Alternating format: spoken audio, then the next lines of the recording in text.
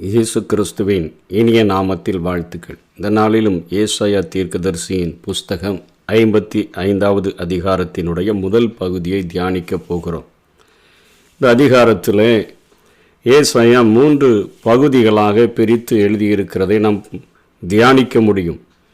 முதல் பகுதியில் ஜீவ விருந்துக்கான ஒரு அழைப்பை அவர் கொடுக்கிறார், அல்லது ஒரு கொழுமையான பதார்த்தத்தை ஆத்துமாவுக்கு கொடுக்கும்படியான ஒரு அழைப்பை கொடுக்கிறதை பார்க்கிறோம். இரண்டாவது, ஆண்டவருடைய உயரமான வழிகளை குறித்து அவர் அங்கே பேசுகிறதை பார்க்கிறோம். அதே போல 3வது பகுதியாக முட்களுக்கு பதிலாக தேவதாரு விருட்சங்கள் முளைக்கும் என்கிற ஒரு காரியத்தை 3 பகுதிகளாக இங்கே ஏசாயா போதிக்கிறதை நாம் பார்க்கிறோம். முதல் பகுதியில், ஓ தாகமாயிருக்கிறவர்களே, நீங்கள் எல்லாரும் தண்ணீர்கள் அண்டைக்கு வாருங்கள், பணமில்லாதவர்களே நீங்கள் வந்து வாங்கி சாப்பிடுங்கள், நீங்கள் வந்து பணமுமின்றி விலையுமின்றி திராட்சரசமும் பாலும் குடியுங்கள், நீங்கள் அப்பமல்லாததற்காக பணத்தையும் திருப்தி செய்யாத பொருளுக்காக உங்கள் பிரயாசத்தையும் செலவழிப்பானேன். நீங்கள் எனக்கு கவனமாய் செவி கொடுத்து நலமானதை சாப்பிடுங்கள், அப்பொழுது உங்கள் ஆத்துமா கொழுப்பான பதார்த்தங்களினால் மகிழ்ச்சியாகும். உங்கள் செவியை சாய்த்து என்னிடத்தில் வாருங்கள், கேளுங்கள், அப்பொழுது உங்கள் ஆத்துமா பிழைக்கும். தாவீதுக்கு அருளின நிச்சயமான கிருபைகளை உங்களுக்கு நித்திய உடன்படிக்கையாக ஏற்படுத்துவேன் என்று சொல்லி முதல் பகுதியில் ஒரு ஜீவ விருந்திற்கான அழைப்பை அவர் கொடுக்கிறதை பார்க்கிறோம். இது யாருக்கு கொடுக்கப்படுகிறது? முந்தின அதிகாரத்தில் இஸ்ரவேல் தேசமானது ரட்சிப்பு அடையும்படியான காரியத்தை குறித்து பேசின ஏசாயா இந்த இடத்துல தாகமாய் இருக்கிற உலகத்தில் உள்ள அனைவருக்கும் எல்லாரும் தண்ணீர்கள் அண்டைக்கு வாருங்கள் என்று சொல்லுகிறபடினால உலகத்தில் உள்ள எல்லா மக்களுக்குமான ஒரு அழைப்பை, உலகத்துக்கே ஒரு ரட்சிப்பை கொடுக்கும்படியான ஒரு அழைப்பை இங்கே ஏசாயா கொடுக்கிறதை நாம் பார்க்கிறோம். இன்றைக்கு பணம் இல்லாதவர்கள் உலகத்தில் பல காரியங்களை சாதிக்கவே முடியாது. பணம் தான் 10 செய்யும்லாம் நம்ம படிச்சிருக்கிறோம். பணம் இல்லாதவர்கள் பெற முடிந்த ஒரு விலை மதிப்புமிக்க பொருளை பற்றி தான் இந்த அதிகாரம் பேசுது. ஆனால் இந்த ஆசீர்வாதத்தினுடைய இன்னொரு சிறப்பு என்னன்னா, இதனை கோடி ரூபாய் கொடுத்தா கூட இந்த பணத்தால் இப்படிப்பட்ட ஒரு ஆசீர்வாதத்தை பெற முடியாது. ஆனால் பரலோகத்தில் அதே பணத்தை வச்சு ஒரு அடி நிலத்தை கூட நம்ம வாங்க முடியாது என்பதை நாம் நிச்சயமாக அறிய வேண்டும். இந்த ஜீவ விருந்தானது யாருக்கு கொடுக்கப்படுகிறது? அதற்கு என்ன காரியங்கள் நம்மிடத்தில் இருக்கணும்னு சொன்னால், நமக்குள்ளாக நீதியின் மேல் பசிதாகம் உள்ளவர்கள் பாக்கியவான்கள், அவர்கள் திருப்தி அடைவார்கள் என்கிற அந்த வசனத்தின்படி இந்த உலகத்தில் உள்ள எப்படிப்பட்ட காரியங்களை நாம் அனுபவித்தாலும் நம்முடைய உள்ளத்தில் ஒரு சந்தோஷம், ஒரு சமாதானம், ஒரு திருப்தி இல்லை அப்படின்னு சொன்னால் நமக்குள்ளாக ஒரு தாகம் இருக்கிறது என்று சொல்லி அர்த்தம். உலகத்தில் எத்தனையோ காரியங்களை பார்த்துட்டு ஆனால் என் உள்ளத்தில் ஒரு சமாதானம் இல்லை, என் ஆத்மாவில் ஒரு சமாதானம் இல்லைன்னு சொல்கிறாங்களே, அப்படிப்பட்டவர்களுக்காகத்தான் ஆண்டவர் தாகம் உள்ளவர்களுக்கு ஒரு அழைப்பை கொடுக்கிறதை பார்க்கிறோம். ஆகவே தான் யோவான் 7ஆம் அதிகாரம் 37ஆம் வசனத்தில் நின்று கொண்டு சொன்னார், இயேசு பண்டிகையின் கடைசி நாளாகிய பிரதான நாளிலே இயேசு நின்று சத்தமிட்டு, ஒருவன் தாகமாய் இருந்தால் என்னிடத்தில் வந்து பானம் பண்ண கடவன் என்று சொன்னான். தாகம் இருக்கிறவங்க தான் இந்த உலகத்தில் ஏதாவது கூல் ட்ரிங்க்ஸ் இல்லைன்னா தண்ணி எதையோ ஒன்று வாங்கி குடிப்பாங்க. தாகம் இல்லைன்னா பேசாமல் அவர்கள் இருப்பார்கள். அதே போல தான் இந்த உலகத்தில் அநேக காரியங்களை, அநேக விரயமான காரியங்களுக்கு தங்களுடைய வாழ்க்கையை செலவிடுகிறவர்களுக்கு ஒரு ஆத்துமாவில் ஒரு திருப்தி இல்லைனா தான் அவங்க இந்த அழைப்பை ஏற்றுக்கொள்ள முடியும் என்கிறதையும் இங்கே ஏசாயா சொல்லுகிறார்.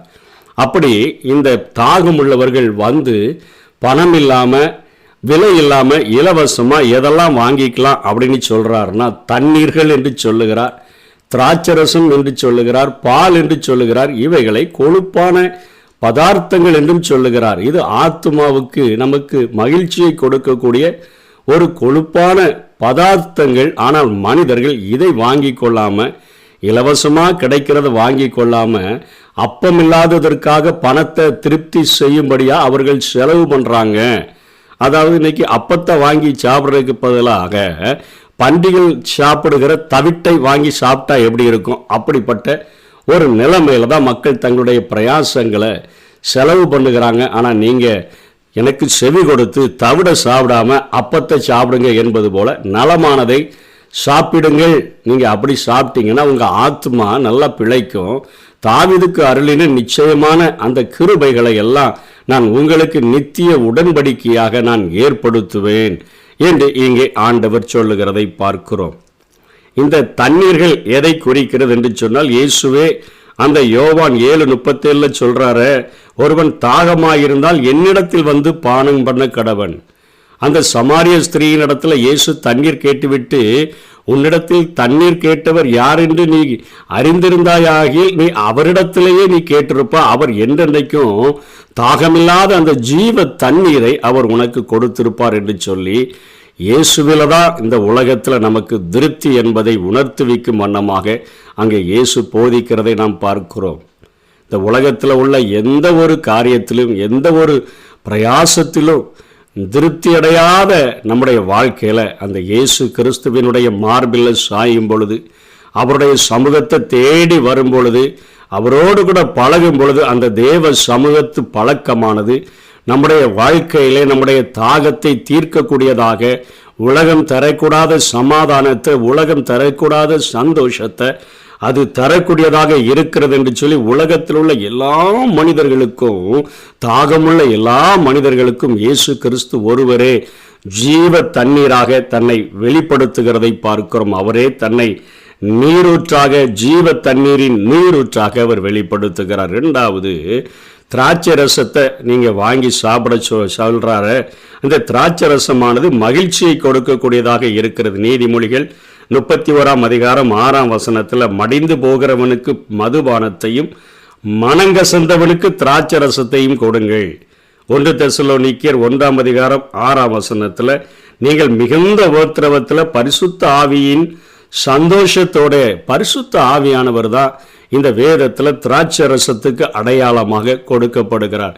தேவனுடைய ராஜ்யம் புசிப்பும் குடிப்பும் அல்ல, அது நீதியும் சமாதானமும் பரிசுத்த ஆவியினால் உண்டாகும் சந்தோஷமுமாய் இருக்கிறது. இதுவே நாம் ஆண்டவரிடத்துல, பிதாவின் இடத்துல நாம் கேட்கும் பொழுது, பொல்லாதவர்களாகி நீங்கள் உங்கள் பிள்ளைகளுக்கு நல்ல ஈவுகளை கொடுக்க அறிந்திருக்கும் பொழுது பரம பிதாவானவர் தம்மிடத்தில் வேண்டிக் கொள்ளுகிறவர்களுக்கு பரிசுத்த ஆவியை கொடுப்பது அதிக நிச்சயம் அல்லவா?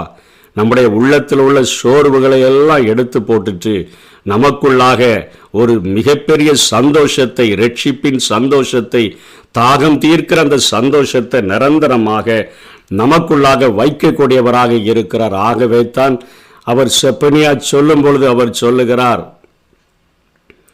ஆபகுக் சொல்லும்போது சொல்லுகிறார், அத்தி மரம் துளிர் விடாம போனாலும் கூட, ஆட்டு மந்தையில பலன் இல்லாம போனா கூட, ஒலிவ மரத்துல கனிகள் உண்டாகாம போனாலும் கூட, நான் கர்த்தருக்குள்ள மகிழ்ச்சியாய் இருப்பேன், என் ரட்சிப்பின் தேவனுக்குள்ளாக நான் களி கூறுவேன் என்று சொல்லுகிற காரியத்தை நாம் பார்க்கிறோம். ஆகவே பரிசுத்த ஆவியானவர் தருகிற சந்தோஷத்தை நம்ம பெற்றுக்கொள்ளும்படியாக வேதம் நமக்கு அழைப்பு கொடுக்கிறதை பார்க்கிறோம். மூன்றாவதாக பால் குடித்து சொல்லுகிறார். பாலை வாங்கி குடியுங்கள் என்று சொல்லுகிறதை பார்க்கிறோம். இது ஆண்டவருடைய வசனத்துக்கு அடையாளமாக கொடுக்கப்படுகிறது. 1 பேதுரு 2:3 நீங்கள் வளரும்படி புதிதாய் பிறந்த குழந்தையைப் போல திருவசனமாகிய ஞான கலங்கமில்லாத ஞான பாலின் மேல வாஞ்சையாய் இருங்கள் என்று சொல்லப்படுகிறது. அதாவது எப்படிப்பட்ட வாஞ்சையாய் இருக்கணும்? நம்முடைய சின்ன குழந்தைங்க பால் குடிக்கணும்னா கையை காலை உதறி எப்படி அழுது பிரயாசப்படுகிறதோ, நம்ம பழமொழி சொல்கிறோமே, அழுத பிள்ளை தான் பால் குடிக்கும்னு சொல்லி, அப்படிப்பட்ட அந்த ஒரு பிரயாசத்தை எடுத்தான்னா தாய் அவளுக்கு பால் ஊட்டுவாள். அந்த குழந்தை பாலை குடிக்கிறதா இருந்தால் அந்த குழந்தையில ஒரு வளர்ச்சி காணப்படும். இன்னைக்கு உலகத்தில் உள்ள எல்லா வயதினருக்கும் பால் தேவை. நம்ம காலையிலே பால் வாங்கி நம்ம சாப்பிடுகிறோம். ஏன் என்று சொன்னால் நம்முடைய சரீரத்துக்கு தேவையான சத்துக்களை, நம்முடைய சரீரத்துக்கு தேவையான வளர்ச்சிக்கு தேவையான காரியங்களை அவைகள் கொடுக்கக்கூடியதாக இருக்கின்றன. சில சிறு குழந்தைகள் பால் குடிக்கலன்னா அதில் வளர்ச்சிகள் காணப்படாமல் அது குழந்தையாகவே இருந்துடும். ஆகவே இங்கே பேதுரு சொல்றாரு, நீங்கள் வளரும்படி புதிதாய் பிறந்த குழந்தையைப் போல திருவசனமாகிய களங்கமில்லாத அந்த ஞான பாலின் மேல் வாஞ்சியாயிருங்கள். இயேசு கிறிஸ்து நமக்கு தண்ணீராக தாகம் தீர்க்கிற ஜீவ நீரோடையாக நம்முடைய வாழ்க்கையில் இருக்கிறார். நம்மிடத்திலிருந்து எடுத்து போட முடியாத ஒரு சந்தோஷத்தை தருகிற பரிசுத்த ஆவியானவர் நமக்குள்ளாக திராட்சை ரசத்தை போல நமக்குள்ளாக இருந்து கிரியை செய்கிறார்.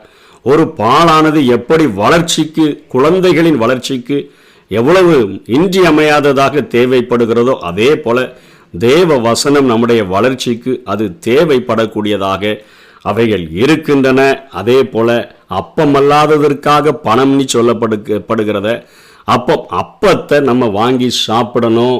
திருப்தி செய்யாத பொருள்களின் மேலே நம்முடைய நாட்டம் இருக்கக்கூடாது என்கிறதுல மிகவும் தெளிவாக இங்கே வேதம் பேசுகிறதை பார்க்கிறோம். அதனால் உங்கள் செவியை சாய்த்து என்னிடத்தில் கேளுங்கள், உங்கள் ஆத்துமா பிழைக்கும். தாவீதுக்கு அருளின நிச்சயமான கிருபைகளை உங்களுக்கு நித்திய உடன்படிக்கையாக ஏற்படுத்துவேன். ஒரு தாவீது, அவருடைய வாழ்க்கையை நம்ம பார்க்கும்போது நிறைய பேர் நினைப்பாங்க, தாவீதுக்கு என்ன ஆண்டவர் இருதயத்துக்கு ஏற்றவர் என்றெல்லாம் சொல்லுகிறாரு என்று சொன்னால், தாவீதினுடைய செய்த அவருடைய குற்றங்களும் அவருடைய பாவங்களும் ஏன் எழுதப்பட்டிருக்குதுன்னு சொன்னால், நமக்கும் ஒரு தைரியத்தை உண்டு பண்ணும்படியாக தாவீதையும் ஆண்டவர் தள்ளாதபடி அழிக்காதபடி சேர்த்து கொண்டு நிச்சயமான கிருபைகளெல்லாம் அவருக்கு நித்திய உடன்படிக்கையாக கொடுத்தது. அது எவ்வளவு உண்மை! அப்போ நான் என்னுடைய வாழ்க்கையிலே நான் தைரியமாக அவரிடத்தில் வரும்பொழுது என்னுடைய பாவங்களையும் மீறுதல்களையும் மன்னித்து என் வாழ்க்கையிலும் நிச்சயமான கிருபைகளை நித்திய உடன்படிக்கையாக அவர் ஏற்படுத்த முடியும் என்கிற ஒரு நமக்கு நம்பிக்கை உண்டாகும்படியாக இந்த காரியத்தை ஏசாயா நினைவுபடுத்துகிறார். இங்கே இதோ அவரை ஜனக்கூட்டங்களுக்கு சாட்சியாகவும் ஜனங்களுக்கு தலைவராகவும் அதிபதியாகவும் ஏற்படுத்தினேன் என்று சொல்லிவிட்டு, இதோ நீ அறியாதிருந்த ஜாதியை வரவழைப்பா என்று சொல்லி எருசலேமை குறித்து எழுதுகிறார். உன்னை அறியாதிருந்த ஜாதி உன் தேவனாகிய கர்த்தர் நிமித்தமும் அந்த 1000 வருட அரசாட்சியில் இயேசு கிறிஸ்து ஒருவரே பூமியின் முழுவதற்கும் ராஜாவாக இருக்கும் பொழுது அறியாத ஜாதிகள் கர்த்தர் நிமித்தமும் இஸ்ரவேலினுடைய பரிசுத்தரின் நிமித்தமும் உன்னிடத்திற்கு ஓடி வரும். அவர் உன்னை மேன்மைப்படுத்தி இருக்கிறார்.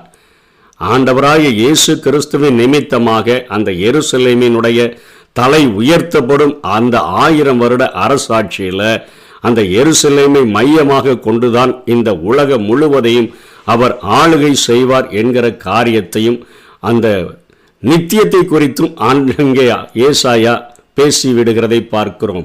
ஆகவே இந்த உலகத்தில் வைக்கப்பட்டிருக்கிற நாம் கர்த்தரை கண்டடையத்தக்க சமயத்தில் அவரை தேடுங்கள், அவர் சமீபமாக இருக்கையில் அவரை நோக்கி கூப்பிடுங்கள் என்று சொல்லி முடிக்கிறார். கண்டடையத்தக்க சமயம் என்பது ஒவ்வொரு மனுஷனுக்கும் இன்னைக்கு கொடுக்கப்பட்டிருக்கிற இந்த நேரம்தான் அவனுக்கு இரட்சணிய நாள். இந்த நிமிஷம், இந்த நேரம், அடுத்த நிமிஷம் நிரந்தரம் இல்லாத ஒரு வாழ்க்கை. இதுதான் கடைசி வாய்ப்பா என்று கூட நமக்கு தெரியாது. அடுத்த வாய்ப்புகள் எனக்கு கொடுக்கப்படுமான்னு தெரியாது. எப்போ என்னை விட்டு வாய்ப்புகள் எடுக்கப்படும்னு சொல்லி தெரியாது. ஆகவே இன்று அவருடைய சத்தத்தை கேட்பீர்களாகில் என்று சொல்லப்படுகிறத. ஆகவே கர்த்தரை கண்டடையத்தக்க சமயத்தில் நமக்கென்று நமக்கு நேராக வார்த்தைகள் வருகிற நேரத்தில் நம்ம அவரை தேடிட்டோன்னு சொன்னால், அவர் சமீபமாக இருக்கிறத நம்ம உணரும் பொழுது அவரை நோக்கி கூப்பிட ஆரம்பிச்சிட்டோன்னு சொன்னால், நிச்சயமாக நம்முடைய ஆத்துமா கொழுப்பான பதார்த்தங்களினால மகிழ்ச்சியாகவும் அந்த ஜீவ விருந்தில் நம்ம இங்கே பங்கு பெறுகிறது மாத்திரமல்ல, நித்தியத்திலும் அவரோடு கூட வாழ்கிற ஒரு பாக்கியமுள்ள வாழ்க்கையை பெற முடியும். அப்படிப்பட்ட கிருபைகளை தேவன் நமக்கு தந்தருள்வாராக. ஆமென். நான் வாழ்கிறேன், உமக்குள்ளே வளர்கிறேன். உம்மில் நான் வாழ்கிறேன், உமக்குள்ளே வளர்கிறேன்.